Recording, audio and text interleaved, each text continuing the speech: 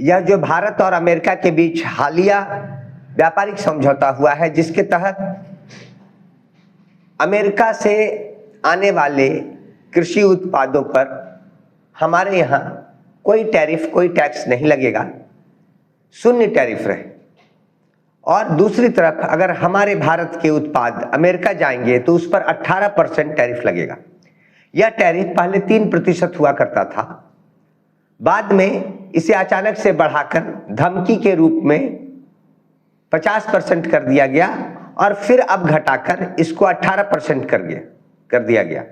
लेकिन मूल रूप से यह जो 3% था अब और 15% बढ़ के 18% हो गया और भारत ने इस पर हस्ताक्षर कर दिया। यह सबसे बड़ी भूल है भारत की। पहले भी कभी भारत अमेरिका के सामने इस तरह नहीं झुका है जैसा इस बार झुकते हुए देखा जा रहा है। कोई भी समझौता इस प्रकार का हो ही नहीं सकता है कि हमारे यहां से जो सामान जाएगा उस पर वह 18% टैरिफ लगाएगा और उनके यहां से जो सामान हमारे यहां आएगा उस पर 0% टैरिफ लगेगा। क्या यह समझौता है? समझौता क्या इस प्रकार का होता है? यह निश्चित तौर पर दबाव में अथवा किसी साजिश के तहत लिया गया मजबूरी में एक निर्णय है भारत की तरफ से। जो भारत समस्त भारतवासियों का प्रतिनिधित्व जो हमारी केंद्र सरकार अभी करती है, उसके जो मुखिया हैं प्रधानमंत्री नरेंद्र मोदी जी, लगातार उधर से अमेरिका के राष्ट्रपति ट्रंप अलग अलग बातों को लेकर तरह तरह की धमकियां पिछले कई महीने से दे रहे हैं, जिस पर मोदी जी कोई सफाई नहीं दे रहे, कोई स्पष्टीकरण नहीं दे रहे, न केंद्र सरकार के कोई प्रतिनिधि कोई स्पष्टीकरण दे रहे। तो ऐसा माना जा रहा है कि भारत सरकार ने, मोदी जी ने ट्रंप के सामने घुटने टेक दिए। लेकिन यह मोदी जी का व्यक्तिगत मामला नहीं है। इसके पहले भी अगर हथियार की शक्ति के अनुसार देखें तो अमेरिका से हम लंबे समय से पीछे चल रहे हैं। हमारे पास परमाणु हथियार नहीं था।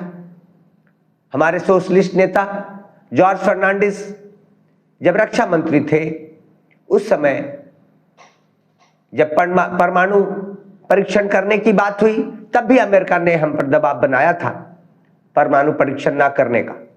फिर भी भारत ने परमाणु परीक्षण करने का निर्णय लिया, तब हम अमेरिका से नहीं दबे। अन्य मामलों में तो छोड़ दीजिए, परमाणु परीक्षण करने के मामले में भी नहीं दबे। लेकिन आज आखिर क्या वजह है कि ऐसे समझौते करने पड़ रहे हैं जिसको सिर्फ समझौता का नाम दिया जा रहा है? यह गुलामी जैसा है। और मैं आपको बताना चाहता हूं समस्त देशवासियों, प्रधानमंत्री मोदी जी ने इस समझौते को मानकर एक ऐसी भूल की है जो कभी मुगल शासक जहांगीर ने 1607 ईस्वी में ईस्ट इंडिया कंपनी को भारत के सूरत में प्रवेश देकर, व्यावसायिक अनुमति देकर वह भूल की थी, जिसके कारण भारत को 200 वर्षों की गुलामी झेलनी पड़ी। आज फिर से मोदी जी ने इस समझौते को अनुमति देकर या मानकर, इसे इनकार नहीं कर, इसे स्वीकार कर भारत की अगली गुलामी की नींव रख दी। आप सोचिए, जो हमारे किसान हैं उन्हें मोदी जी ने अमेरिका के साथ प्रतियोगिता में खड़ा कर दिया है इस समझौते को मानकर। जो कृषि उत्पाद हमारे किसान पैदा करते हैं, जो पहले से ही कमजोर हैं, जिन्हें मदद की आवश्यकता है, आर्थिक मदद की, टेक्नोलॉजी उनके पास पूरी नहीं है, और दूसरी तरफ अमेरिका के उत्पाद और हमारे किसानों के उत्पाद जब भारतीय बाजार में उतरेंगे एक साथ, तो अमेरिकी उत्पादों की कीमत भारतीय किसानों के लागत की कीमत से भी कम हो सकती है। ऐसे में भारतीय लोग ही भ्रमित होकर और गरीबी का दंश झेल रहे भारतीय, बेरोजगारी का दंश झेल रहे भारतीय युवा अमेरिकी सामानों को खरीदेंगे, उत्पादों को खरीदेंगे, भारतीय किसानों के उत्पादों को नहीं खरीदेंगे सिर्फ दाम के कारण। तो ऐसी परिस्थिति में धीरे धीरे किसान भारतीय किसानी छोड़ने को विवश हो जाएंगे और फिर बाजार पर अमेरिका का कब्जा और भारतीय किसानी व्यवस्था पर मोदी जी के दो चार चंद व्यापारियों का कब्जा हो जाएगा। इस प्रकार मोदी जी सिर्फ झुकने की बात नहीं है ट्रंप के सामने तो झुके ही, साथ साथ इस अवसर का लाभ लिया कि चलो इसी बहाने भारतीय किसानों को, गरीब किसानों को खत्म कर देंगे, किसानी से हटा देंगे और फिर अंबानी अडानी जैसे लोगों को यहां की कृषि व्यवस्था पर एक आधिपत्य दिला देंगे। तो यह जो साजिश मोदी जी ने की है, यह जो अमेरिका के सामने नतमस्तक होने को मजबूर हुए हैं जिस भी किसी कारण से, तो भारत ऐसा पहले कभी नहीं झुका। यह भारत के स्वाभिमान को अमेरिका के चरणों में रख देने जैसा है। लेकिन अब सवाल यह उठता है कि जब भारतीय किसान अपनी किसानी को छोड़ने को मजबूर होंगे, अन्य कुछ मजदूरी करने को मजबूर होंगे, उसके बाद कुछ वर्षों में जब हम पूरे के पूरे अमेरिका के कृषि उत्पादों पर आश्रित हो जाएंगे, फिर एक समय जब भी अमेरिका चाहेगा, जिस दिन चाहेगा, जिस घंटे चाहेगा, वह रोक देगा अगर कृषि उत्पाद हमें भेजना, तब हम अचानक से इतने 140 करोड़ लोगों के लिए कहां से खाद्य आपूर्ति कर पाएंगे। देश में त्राहिमाम मच जाएगा खाद्य आपूर्ति के अभाव में। किसान की तैयारी वैसी नहीं होगी कि अचानक से तुरंत पैदावार करो।